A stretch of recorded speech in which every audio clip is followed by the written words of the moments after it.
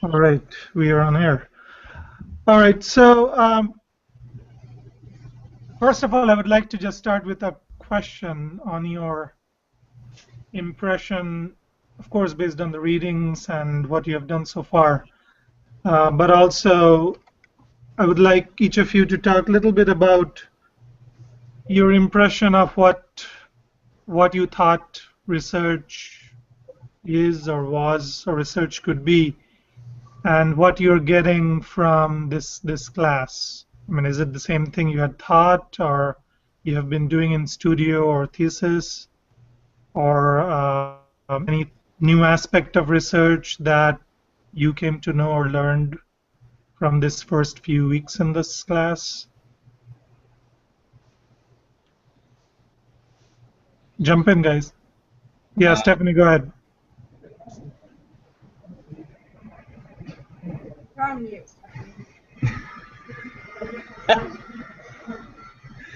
Stephanie, we cannot hear you.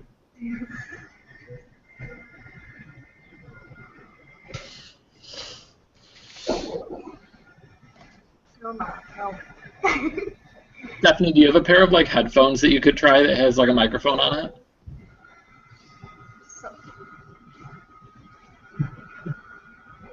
Okay, I'll jump in till she finds the headphones. All right, sounds good.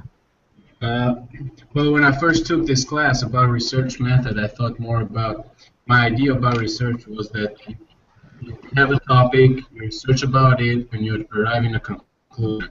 What I learned from reading the book so far till chapter 6 was that there are different types of research, and some of them can be theoretical, and not every type of research needs to be a conclusion. I mean, some researches can fail, some can go ahead, some can raise other questions that end up to other researches, and that was helpful for me understanding conceptually what research is, and that's going to help me on achieving, going towards my topic. It's going to help me not trying to achieve something, but let things happen, and based on the data I collect, the data is going to give the answer, not me. My impressions. Yeah, I think, I mean, a quick point, kind of what you raised was there are different ways of approaching research. There is not a single way of doing things. And I think that's important to keep in mind. And the other thing you touched upon was that certain research can fail. So there is an aspect of trial and error. And it's okay if it fails in different forms or you don't get the answer, as long as you generated certain knowledge, and it could be something that you don't want to do, or we'll talk about that a little more when we talk about relevance of research and kind of the implications of strategically choosing certain methods. Others? I'd like to say to go off what Georgia was just saying about how there's different types of research, that I didn't really consider like how you like the emotional part of it as well, because I originally thought that like in my head research was strictly objective and not taking a side and completely just the facts, when there's a lot more to it, and a lot more which has a lot to do with design can be considered research as well. Yeah, I think that's a great point. And I mean, I mean, traditionally, I mean, how research developed originally from natural science, and that's why a lot of the influence in all disciplines come from that, and all the ideas of objectivity, and you read about positivism and kind of approaching single truth. I mean, those are valuable philosophies, but I mean, that's how originally research was seen as, and that's why, Megan, you're right that there are a lot of common perception that research is always objective, there is no bias, and it needs to be completely controlled, and research is always in the lab. And I mean, there are strong reasons for it, and these are certain ways of approaching research. But with development of education, different disciplines, evolution of disciplines like humanities and social science, arts, which architecture also, and architecture actually borrows from all these different disciplines, including science. There is much more open-mindedness about research, and it's still and there is embrace of subjectivity within a certain specific question, and people still, I mean, accept now that whether you are objective in a lab or being very subjective in an anthropological study of certain group of people's behavior in, let's say, in a different culture, you can still be objective, but some of the objectivity may come from just stating your bias and saying clearly at the onset that this is what I'm looking at and these are the backgrounds and these are inherent biases or hypotheses we have. Because whether we are in the lab or in the public space or doing an experimentation with materials, we always have certain biases, and the role of hypothesis that you are kind of working through in your concept paper 1 is one way to make the biases clear and really test those biases. And that's why it's okay if a hypothesis fails or what we find from a research that is counter to what we had originally expected or thought or guessed. And that actually helps us to refine it. And that also talks about the iterative process in research, that it's not just a simple one and done experiment, or it's not something very linear, but it's iterative. I talked about trial and error, and even objective scientific experiments. A lot of famous ones are very rigorous trial and error, doing it again and again and again, and really refining the questions and even the findings. Other thoughts? I thought, kind of building off what Megan said, you know, I kind of came in with bias that I thought research was kind of based off a lot of quantitative, but then looking at that qualitative and how, like you were saying, how you kind of standardize it, or you're able to, it's like there's a way to go about qualitative research that makes it legitimate in its approach, like you're saying, by like throwing out your biases or what the base you're building off of, or what school of thought, and that mixed in with like that multidisciplinary kind of basis of like like psychology or phenomenology, or how there's so many different qualitative strains that actually pull out of it. And typically, like, I came in thinking that qualitative research for the most part is just opinion, and it doesn't belong in actual data collection, where the book kind of opened my eyes to that there's a huge side of it in research. Yeah. Yeah, I think you're touching upon something that's still debated a lot within the research community among different disciplines. And it's true that different disciplines have different standards and benchmarks for good research and bad research. So a lot of disciplines value more quantitative research. So for example, if you do, for example, survey or even certain sampling, I mean, it's a lot of things. The sample size becomes important, and people say that, okay, you need to collect data from at least 32 cases where n is the sample size is 32 because that's a statistically relevant case. I mean, in some cases, yes, but a lot of qualitative research, like Chris, you were talking about, actually establishes the fact that we can have one case study and it's still valid as long as it is relevant to the research question we are asking. And it's valid because it can go in depth and in much more detail and resolution, and in the richness of the information it can collect from the qualitative, let's say, an embedded anthropological study. It becomes a valid one case study which can be generalized to some context. This also points to how we generalize the findings and develop our conclusions, and we have to be careful about that. And we cannot just take one case study and say that that holds true for everything. And similarly, when we do a case study based on, let's say, 32 or 64 or 100, still we have to be careful in generalizing the conclusions and really frame it based on again, making it clear what we have done. It's based on certain biases, certain cases, and it might be applicable to a certain extent. That also points to certain thing about being strategic and pragmatic in research. And that's true because, I mean, any research would have been ideal if, let's say, I want to know about material use in windows in architecture.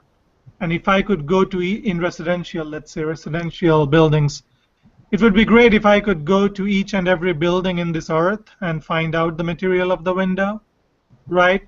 But that's not feasible. Well, I mean, it's possible, but I don't know. It's probably not practical, and I might not be able to complete that research in my entire life.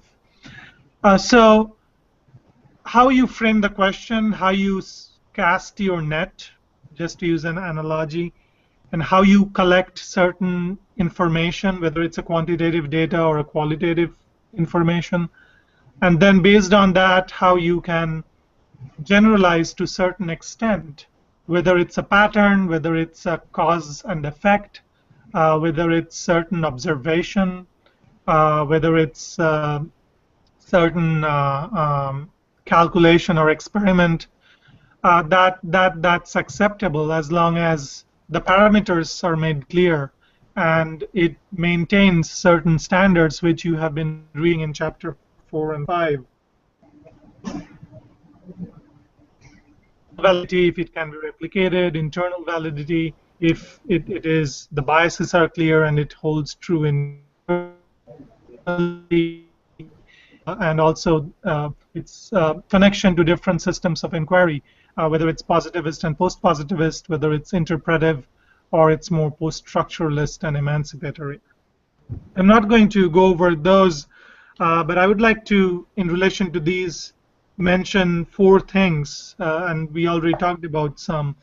One is, you have seen that the research process is very rigorous, and it is, I should put 2 things together. Research process is creative as well as rigorous. The creativity is there when you are identifying a problem, and that's one area where it is different from a lot of undergraduate classes or undergraduate studios. Whether you take graduate on advanced design studio or you are doing or you will do thesis, in both cases we emphasize on problem identification, problem formulation. I mean, we give you a framework, but we don't give you the problem right away and ask you to solve it. And today architecture is in such a situation where, as future or even current practitioners of architecture, you have to deal with a lot of complex problems, a lot of wicked problems. Probably have heard these terms. Problems which are multidimensional, which are beyond aspects of architecture and elements of architecture, which include a lot of human dimension, issues of culture, politics, economics, environment, ecology. Each of these individually are complex things. A lot of the things we have to understand is not directly given by our education or background, and that's why research becomes important.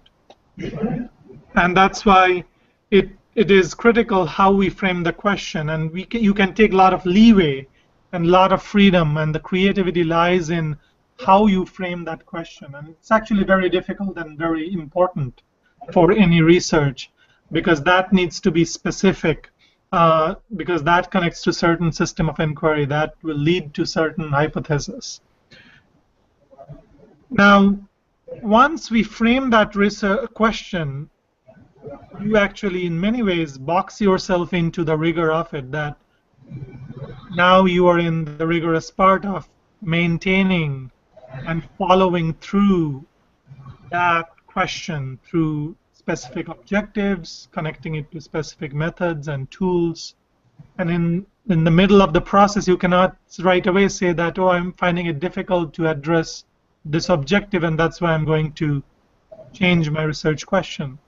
I mean, it's okay to change the research question, but only after you have followed through and found some findings and evidence that actually will help you refine the research question. So it's a combination of creativity with being rigorous and holding yourself true to the process. The second aspect is a research process in any discipline, but probably it's more important in architecture, because oftentimes in architecture we have a common understanding, or I would say misunderstanding, even in design, is that anything goes. I mean, anything and everything is fine, and that is okay. And when, as I said, when you are defining a problem, identifying it, yeah, I mean, start really broad, start with broad issues. But it's important that then you become really systematic and methodical, and that's where the connection of your question to how you frame the research objective and how then you test out that objective or address that objective using a specific method and tool, that's really a major part of a good research. So this is, in other words, in a simple word, to say that research, even in one topic area or area of interest, cannot be or should not be about everything under this earth. I mean, it needs to really establish very specific boundaries about what you want to do and what you actually, more importantly, what you won't do. And that pulls into my last point, is that the process is strategic. It's not, I mean, oftentimes we start in an open-ended fashion to see what we want to get, what we get. But a lot of times, most of the times, a good research is very strategic. Strategic about what is available, and that's kind of existing body of knowledge, literature review, materials, what we can get access to, what is our content, and finally how we can be relevant to current design and theory. I mean, current issues of theory and practice, in our case within architecture and design. So, I mean, that's something to think about as you are all kind of in the midst of developing your concepts and trying to develop the objectives that you will test out. That, I mean, it's okay to be strategic. You should be strategic. I mean, that's a good quality to have in a research. Any questions so far?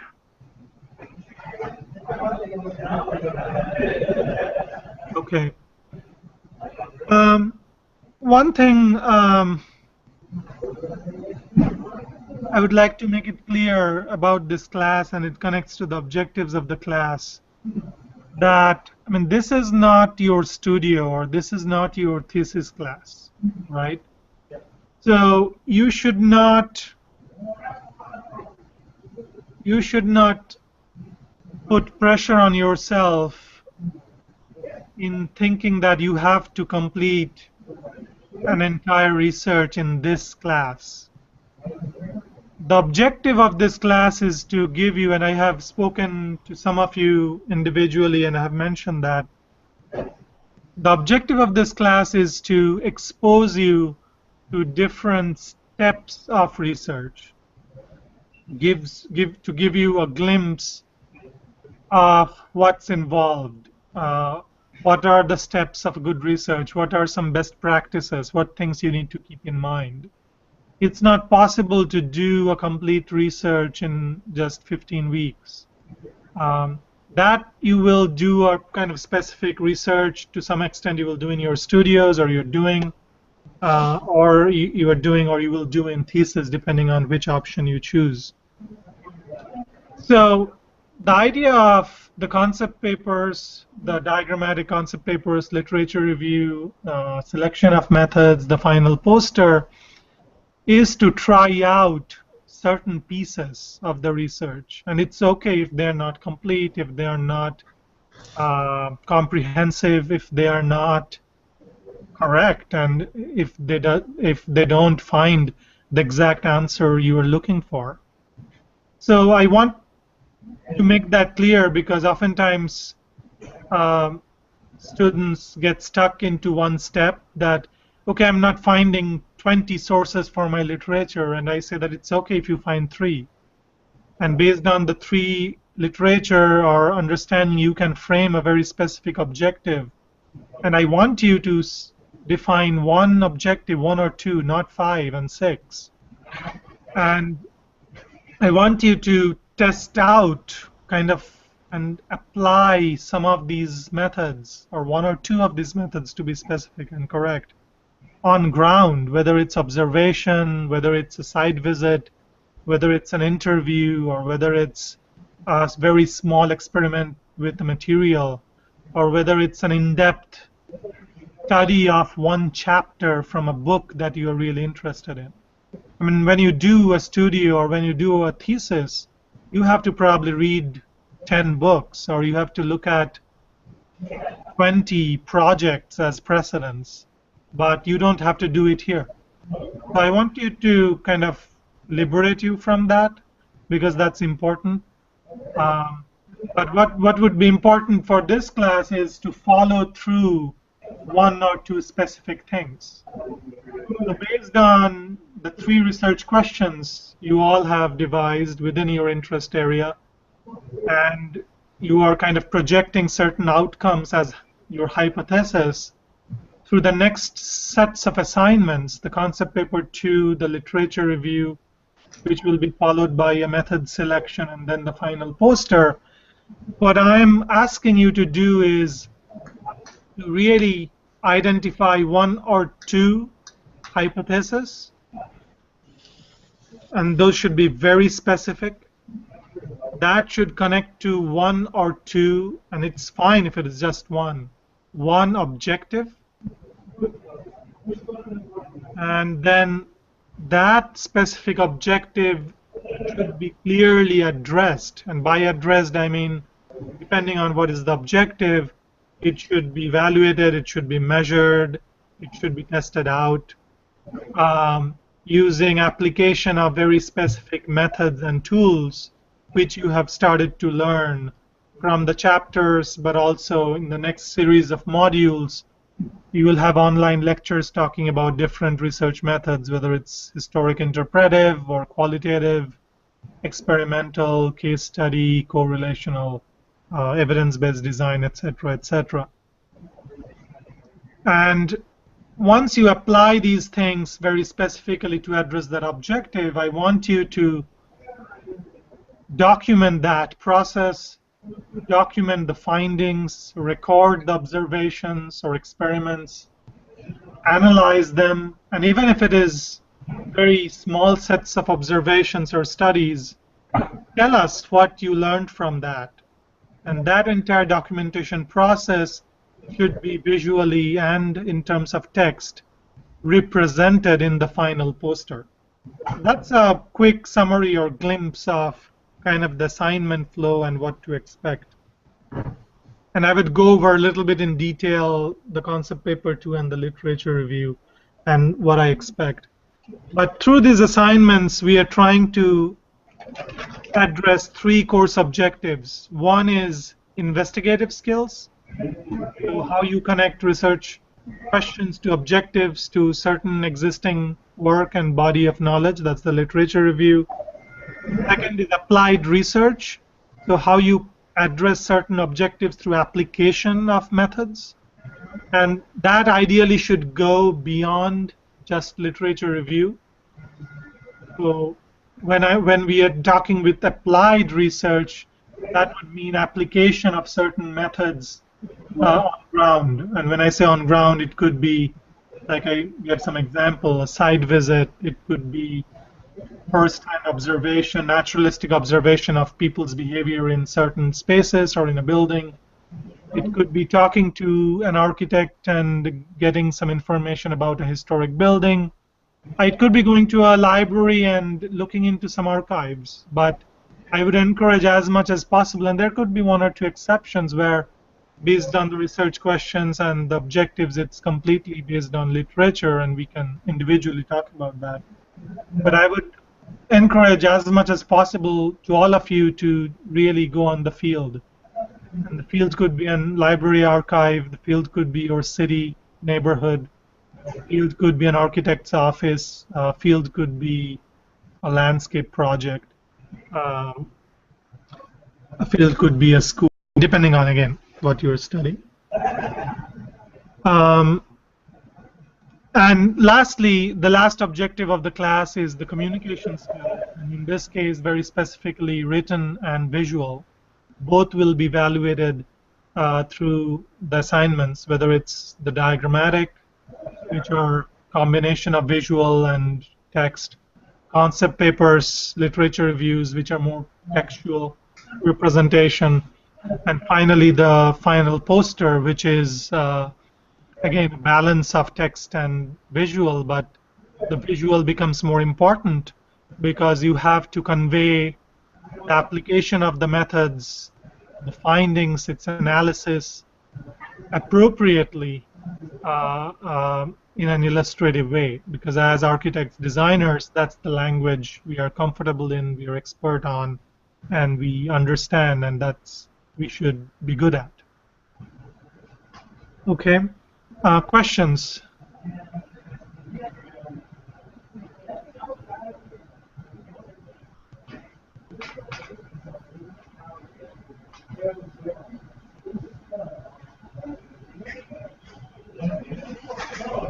All right.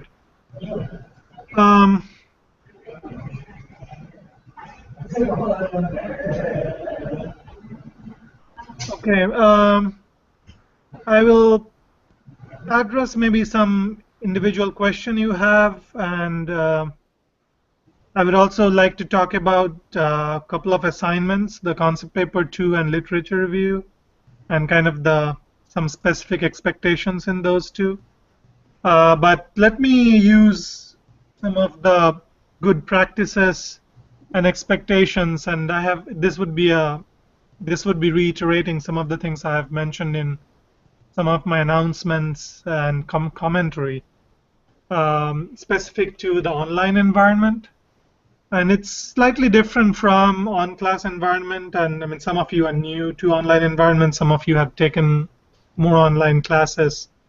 And I mean, it's same in terms of online teaching for me and online learning for you. And there are certain things we need to keep in mind. The first is communication. So a lot of times when we are all together in a class or a chat session or hangout session like this, which we call synchronous environment, something comes to our mind, we raise our hand and you ask a question, or something comes to my mind, I mention that in the class. In an asynchronous environment where we are accessing course materials at different times independently, that's not the case. So what's a good practice is when you have, let's say, a doubt, or you're reading a chapter and you don't understand a paragraph, or you're reading an assignment and there is some clarification you need, or your discussion board and there are something pops up in your head. I mean, it's good to have a practice to keep a note. I mean, you probably do, and write it down. Or a good practice is to actually immediately email me. I mean, oftentimes, I mean, I look at blackboards, but I may miss out, or I may not create written that's a confusion. So feel free to email me anytime and as much as you want if there are questions popping up related to the material, maybe even slightly tangential to your interest. But I mean, you should not feel that I'm emailing too much, or okay, let me hold on. And sometimes if we hold on and wait, we forget that point. A related point will be regarding your the Blackboard discussion boards, which is not the ideal format for participation, but that's a tool we have in the Blackboard system that LTU use. So I would actually encourage you to really keep a practice and almost a routine or regimen of accessing the Blackboard some early in the week, middle of the week, and then the final at least 3 times a week. And as you are reading during the first few days of the module or the week, even certain small things, I mean, put it out in the Blackboard as questions or discussion items. Then come back during the middle of the week when you have now gained certain knowledge and there are other questions to reflect on to have more substantive discussion. And when I say more substantive discussion, what I expect is in your discussion not to just say, yeah, I like your point and it's a great diagram or you raise good questions, but to really respond to it using reference to text materials, that the common required text or certain literature you're reading or something you have found. This is not to say that you are not doing it. I am reinforcing or underlining it to convey the point that you should do it more, and I would like to see that more. And then towards the end of the module or the week, come back to submit the assignment, whether it's a diagrammatic or concept paper, and that would be a chance also to give certain comments. Okay. Any question about the Blackboard discussion? All right. Just to let you know, I would probably reorganize some of the groups. I mean, certain groups has still 4 members. Certain groups now has 2 members. So I will go in and review and probably try to make all the groups equitable. And I will let you know through an announcement and email once I have done that, and I will publish the new. I'm not going to do drastic change and completely rotate it, but a couple of you or some of you might get shifted into another group, or some others might join your small group. Judge, you have a question? Well, a suggestion about the discussion groups is that syllabus, it says that it needs to be completed by Sunday, and so a lot of people just submit on Sunday. But I was thinking, like, why don't we make something that say you gotta be doing it by Friday, so it leaves the weekend for us to talk and just talk for that, rather than just work in our project. Right. Well, I mean, yeah. I mean, I can build in something more specifically. I mean, that's the suggested. If you look at the syllabus, I mean, that's the suggested kind of framework where, I mean, when let's say concept paper or diagrammatic is due at the end of the module, that doesn't mean that the expectation is only submission on Saturday or Sunday. I mean, you are working on the diagrammatic, but the questions you have, the reflections on the readings or the online lecture, I mean, those should be posted in the discussion board, and many of you and a lot of you are doing that, and I would want you to do that more. Those should be there. I mean, I would expect that latest from Wednesday, that those should be up so that the discussions is actually ongoing as you're working on it. Some of the assignments in terms of the outcome and the document are due on Sunday, and it's not required that they are posted and you discuss, because that's connected to the next module. Maybe the discussion will be in the next module. In some modules, I did say that, I mean, put it on Wednesday so that others have a chance to look at it and respond.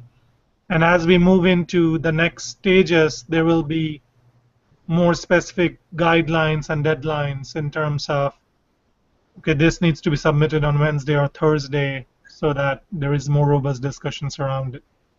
So, point taken, and it may not be in all the assignments and all the modules, but it will be specifically required in some modules.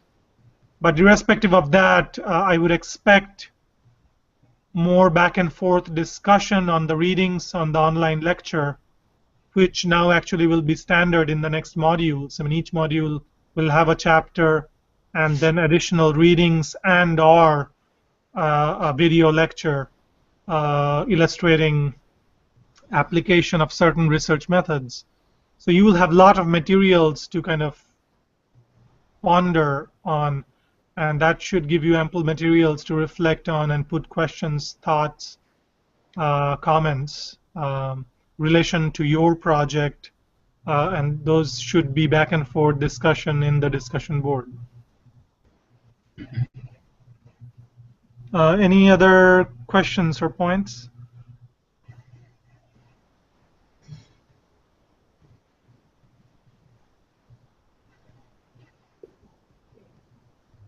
All right.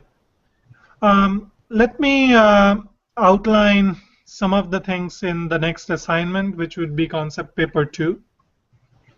And I would also like to let you know that I have graded the Blackboard discussions so far up to Blackboard Forum 5. And the diagrammatics are evaluated and the grades are there. You can look at it. The concept paper, I'm a little behind. I'm still reading. It's some I have completed the review, but I would probably need another couple of days. So you all will probably receive feedback on the concept paper 1 by Friday. The concept paper 2, that would be the next assignment, is not due this module, but end of module 7, which is the following week, which would be a development and refinement on concept paper 1. So, I mean, you will get specific outline of what is required in concept paper 2 in module 7, but there are a few things I would like to highlight that you should focus on concept paper 2. One is specificity.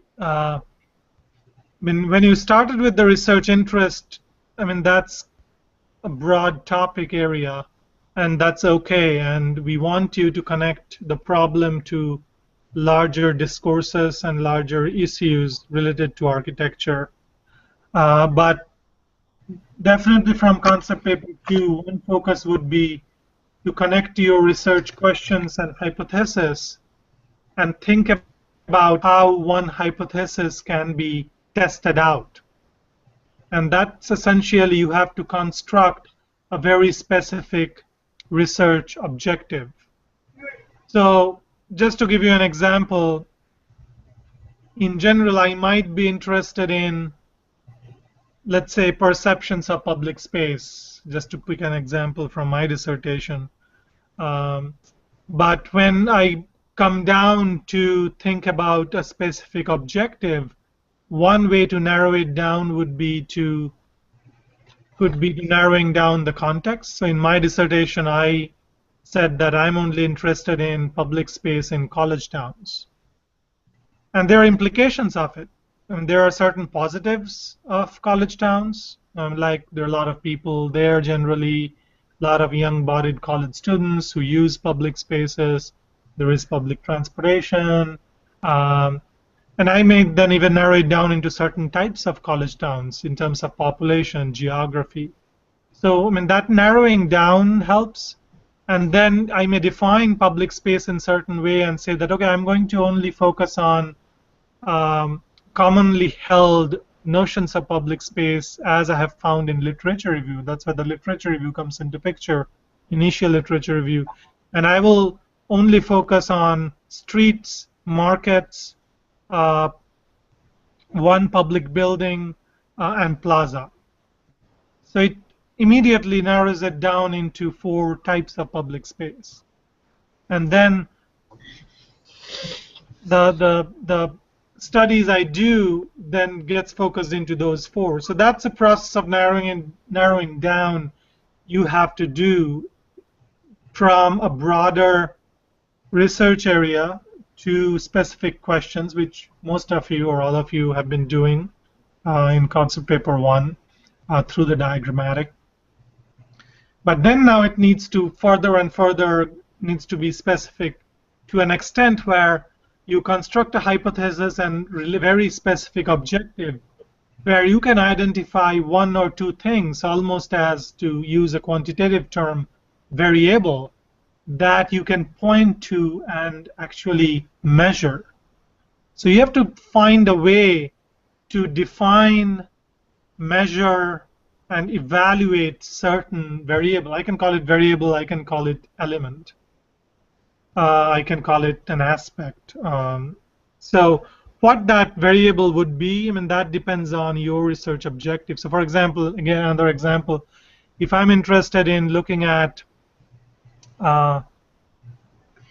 spatial ratios of courtyards to and its influence on perception of enclosure. So one variable could be a width to height ratio as an example. So that becomes one variable, the ratio of width of the courtyard and height of the enclosure around it.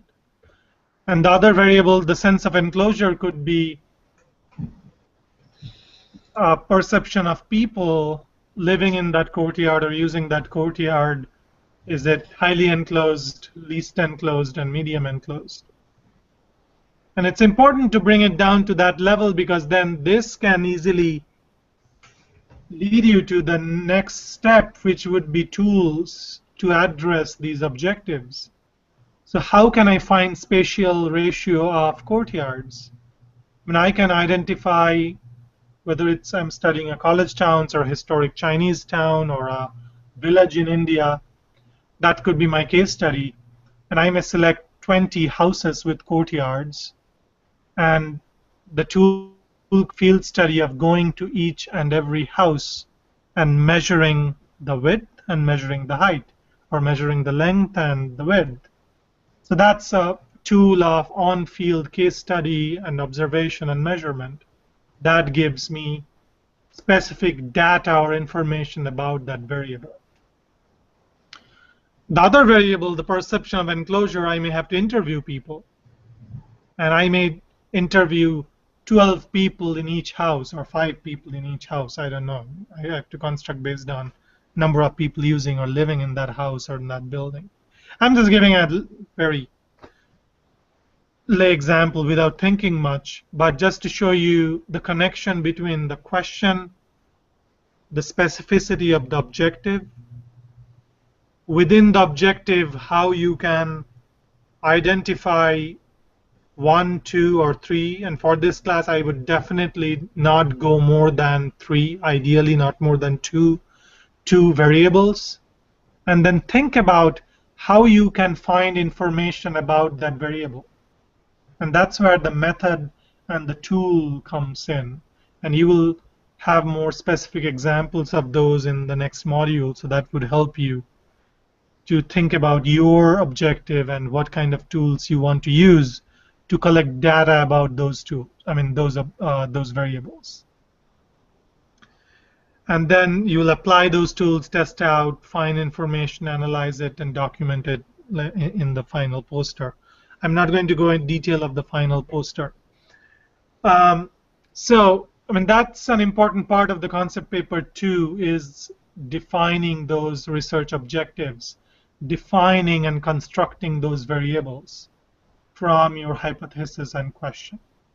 That would be an important part of evaluation. Give me one minute, okay?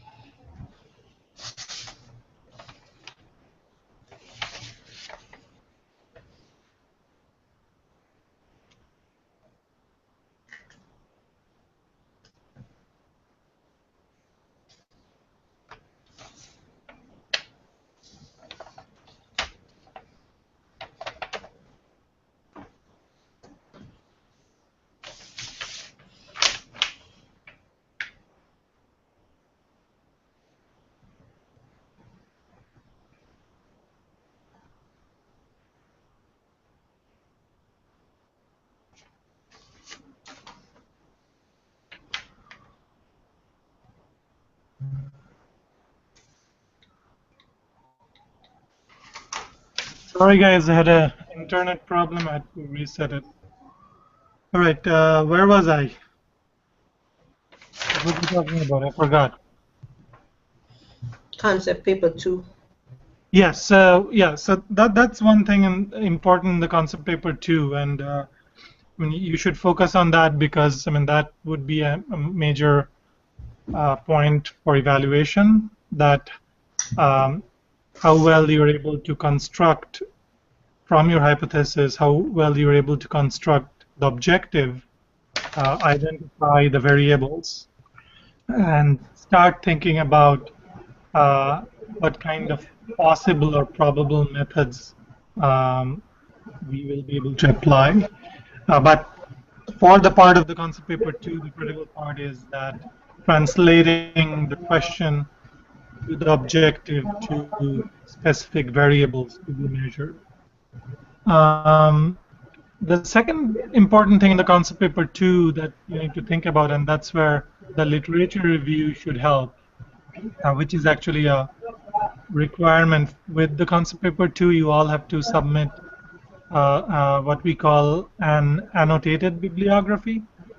You looked into some initial bibliography during the RefWorks tutorial, but what I would want you to do with concept paper 2 is to provide a list of bibliography, majority of which should come from academic sources, which are journal articles, book, conference papers, and those could be available online or you have found from libraries, doesn't matter. But I would say 75% of it should be academic, or in other words, 75% should be outside Wikipedia, newspapers, and just typical websites. Okay, so yeah, so connected to that, the other important thing in the concept paper 2 is I want you to start thinking about and talking about why your research is important, why the question you're asking and the hypothesis you want to test. Why should people or your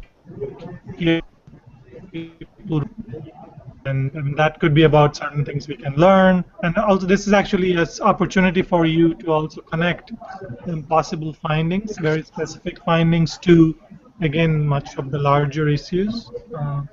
And this is also your scope to generalize the possible outcomes to a certain extent. So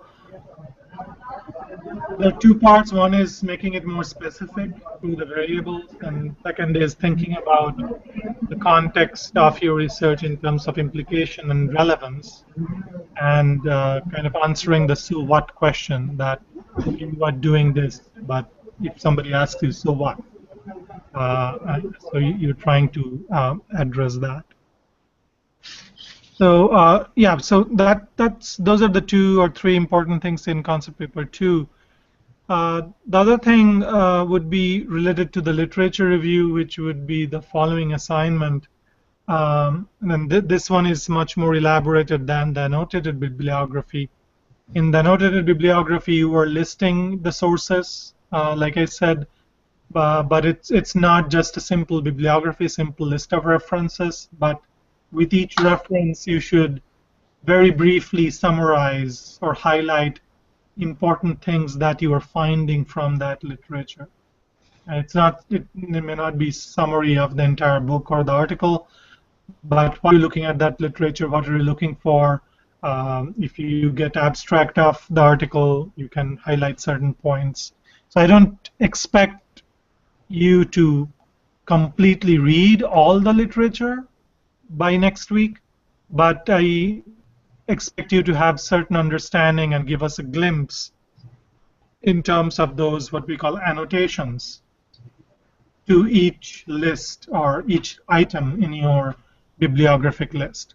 So that's an important thing for the annotated bibliography, and oftentimes when I get the concept paper 2 assignment, I get a simple list of bibliographic references from students, and that's why I want info that clear that it's not simply a list of references. You have to very briefly talk about each literature piece you are looking at, why are you looking at, what are you getting out of it.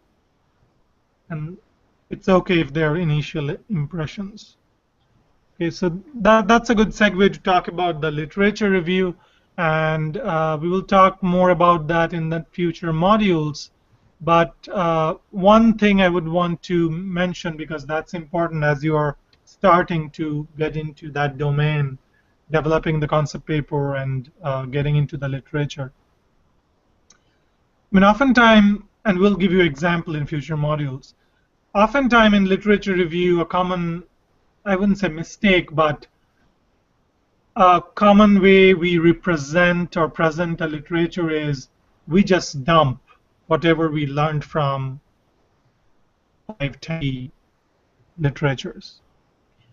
Sometimes we list that, okay, from this article we found this, article 2 we found that, book 3 we found this, from chapter 4 of book 5 we found this. I mean, that's one way of organizing the information and presenting it. So, for example, the assignment of literature review will ask you to present a PDF, kind of a PDF of a PowerPoint. So it's a PowerPoint presentation you submit as a PDF. So don't just put one piece of literature and the summary or lessons from it in each slide. A good way of putting literature review is through arguments. So that actually constructs your argument, helps you analyze the literature, shows that you are actually not just summarizing the literature, you are analyzing them. You are connecting more than one literature at one point of time. So construct your literature review, like I said, based on arguments or points. So if I am looking at, for example, going back to my public space and perceptions of public space, one of my argument could be that oftentimes in initial literature I'm seeing that public space is defined in a very specific way. And I can counter it and argue that my argument is, I argue that notion of public space is heterogeneous, or it's very different. And then I can cite one literature, 2 literature, 20 literature, depending on the time I have and what I'm doing. That actually helps me to build that argument. The second point, I may say that, okay, to understand perceptions of public space, we actually need to broaden the notion of public space. It cannot be just defined on ownership. And then to support that, I may cite 3 literature pieces and their connection and what they're saying and discuss that. And that's how I want you to frame your literature review. Not based on the pieces of literature or not as a list, but use the literature review as a tool to construct your argument, to develop your hypothesis further. Okay? And it's okay if you only have 2 points. I'm not looking for 10 arguments. I'm okay if it's only 1 argument for this class, because we just want to test that out. But within that argument, I expect to see some in-depth analysis of different types of literature, where you are not just reporting or summarizing literatures, but you're connecting information from literature 1 to literature 2, whether it's you're finding same piece of information in multiple literatures, or there are inherent contradiction about certain things in 2 or 3 literature. So that's an important piece in literature review. I'm looking for your analysis. And it could be very specific at a small scale, helping you to construct one argument, but that's an important step to follow through to understand the step of developing argument from your hypothesis within the research process. All right. Okay, any questions so far?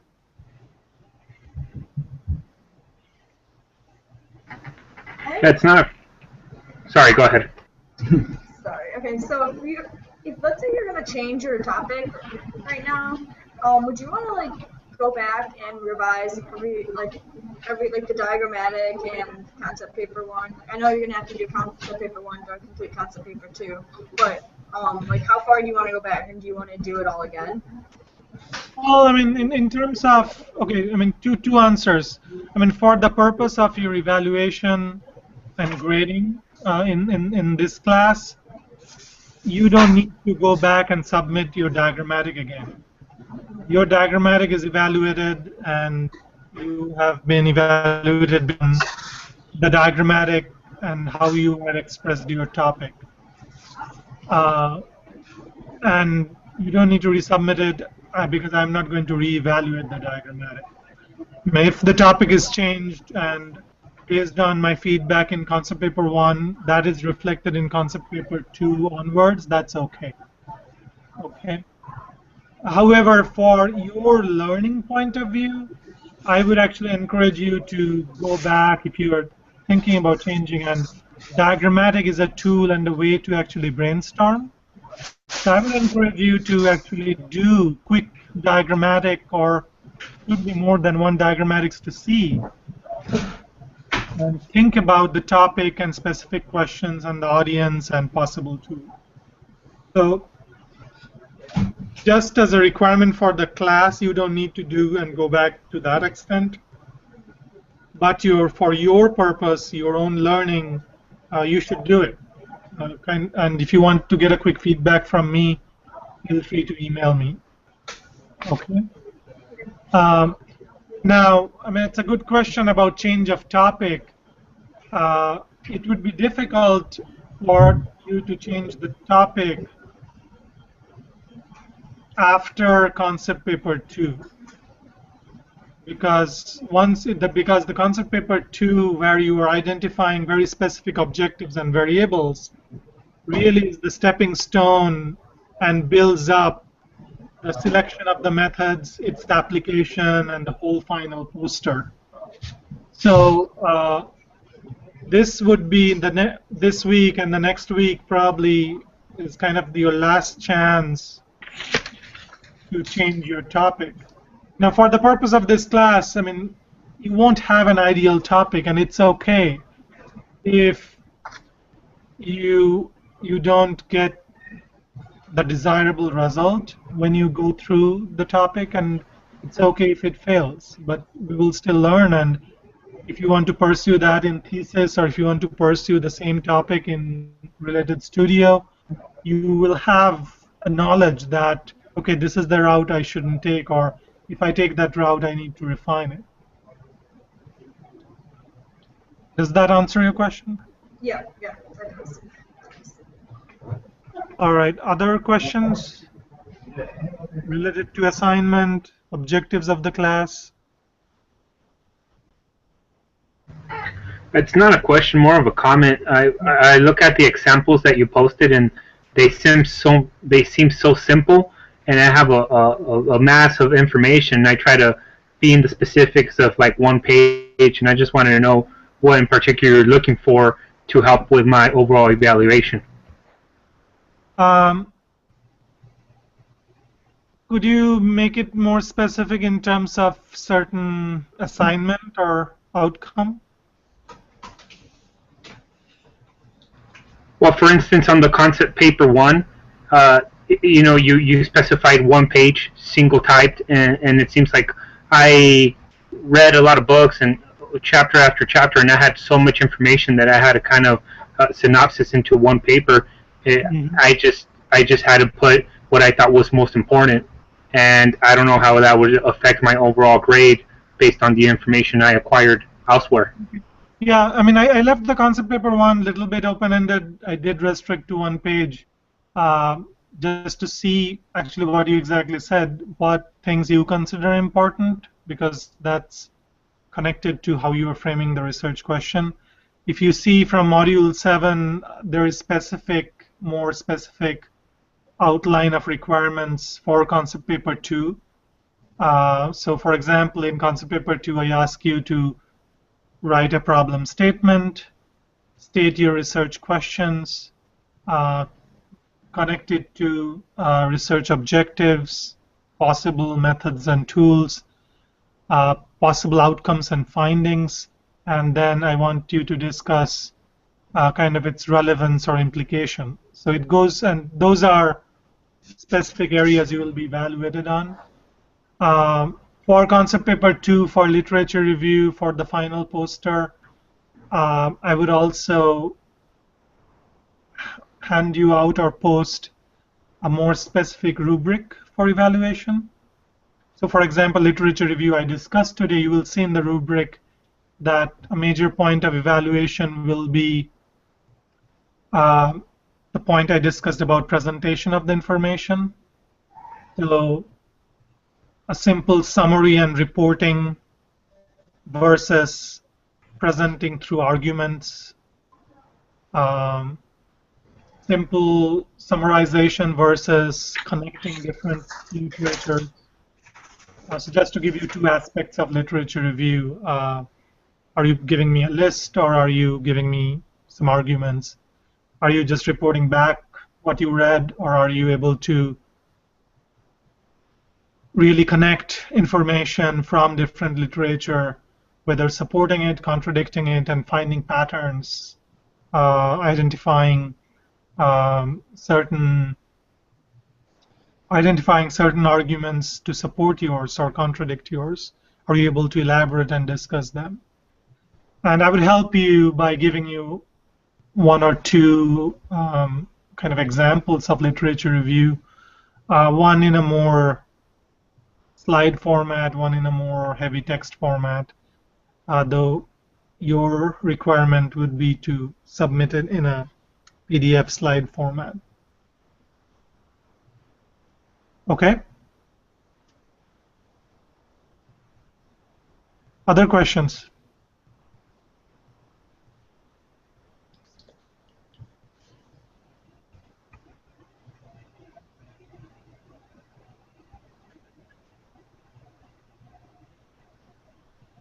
All right, so I mean, I don't have any other areas to cover or new materials to cover. I hope that you will enjoy the next few modules, which are more specific and illustrative. It uses the video lectures connected to the specific chapters from your text, elaborating application, or kind of gives you examples and illustrations of application of specific research methods. And I mean, that's part of the course. I mean, I find it really exciting to actually revisit and think about connecting to different research projects I have done, and hopefully that will give you more specific guidelines. Just to summarize what we talked today and certain points, and I will be repeating myself, that you need to keep in mind for the next steps. One is specific research objectives, construct very specific variables, and start to think about how you can find information about those variables. How can you strategically measure those, evaluate those? And that would help you to think about kind of the future assignments of method selection. And in that, I would encourage you to, as much as possible, really go beyond simple literature review, or go beyond a case study based on literature that you're reading about. And that's something to be strategic, for you to be strategic about. You might select a case study for this class which is accessible for you kind of on ground, rather than selecting a case study which is international and which you don't have access to. You are welcome to use materials or information that you already have, and that's fine. But as long as it is not just, the information is not just a book you have read and just not based on literature. So I'm stressing that because that's an important thing to try out, however small scale it is, because you understand what's involved, more nuances of on-field study and finding information, or even lab experiment. And finally, the last thing, which will be more in the research poster, but as you are working through it, I mean, don't push the visual communication idea behind. I mean, I know a lot of the things we're covering are text. We're talking about methods. We are using terms like data, variables. But always keep in mind that when we are architects and designers, I mean, we speak and talk visual language. So representation of information, even those are quantitative, even those are qualitative, whether it's perception or number or money or material, it's important to think how you can illustrate them, how you can convey that information appropriately in a visual way that is interesting, that is provocative, that brings a critical lens to how you are thinking and how we can think about design and practice. And hopefully in that process you actually can have fun with the project. All right? Yep. All right, good. So if you get any question or clarification later, feel free to email me, share with your group mates, or post in the Blackboard. I will look forward to finishing my review of your concept paper 1. And like I said, I will get back to you by Friday, which would be a little delayed than what I had planned. But hopefully it will give you more time, I mean, give you still enough time to work on concept paper 2, which is due end of next module, module 7. All right, so wait for that, but continue your discussion. Based on our discussions today, think about how you can make it more refined and specific. Identification of the variables. It would be a good time to start identifying, if you have not done already, literatures, revisit the things, resources you have, information you have, identify a few literatures that you would like to focus on, and start building up that bibliography or the annotations, which would be useful for the literature review assignment. All right, good stuff. I will see you or kind of see your discussions in the Blackboard. Feel free to contact me in email. And the next Hangout will be after, I don't remember exactly. Let me check the syllabus.